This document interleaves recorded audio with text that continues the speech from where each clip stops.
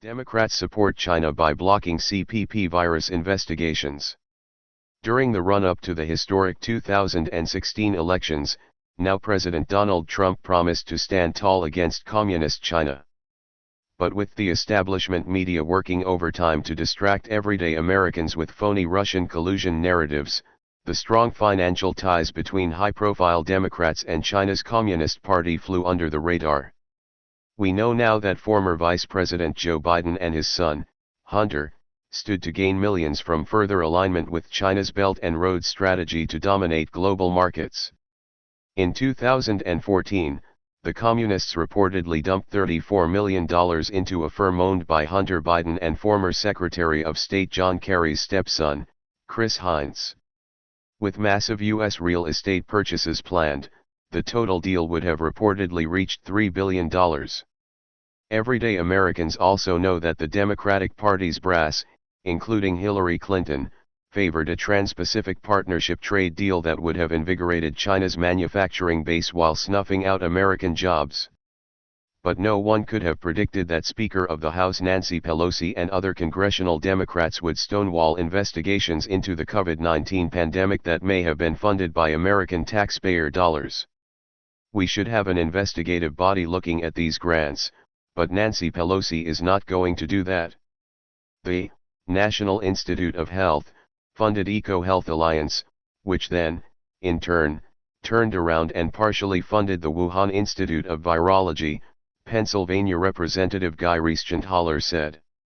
The DOD also gave EcoHealth Alliance $6.5 million in a grant, and like you said, that grant was to understand bat-borne zoonotic disease in context with weapons of mass destruction. U.S. intelligence agencies continue to report that COVID-19 has been linked to Chinese laboratories in the Wuhan region. Although scientists point to genetic markers that refute the notion it was created in a lab, it's abundantly clear China was conducting research on bats and their relationship to varieties of coronavirus. However, scientists linked to agencies such as the China-aligned World Health Organization, WHO, have been floating propaganda to dismiss U.S. investigations that lead to Wuhan labs. What they're trying to do essentially is jam this down our throats without the evidence, and especially when there's evidence to the contrary.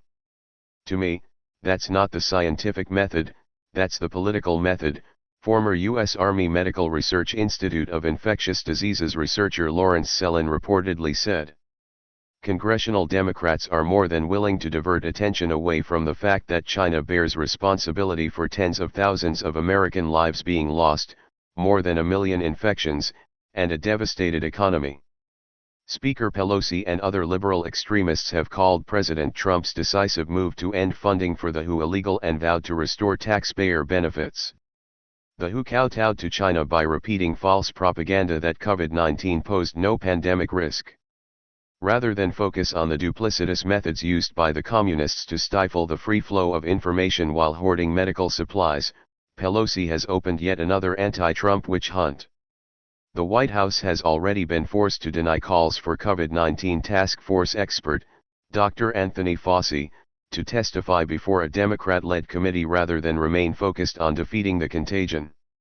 To say Democrats have their values upside down would be something of an understatement.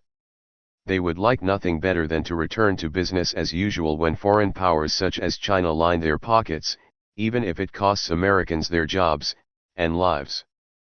Democrats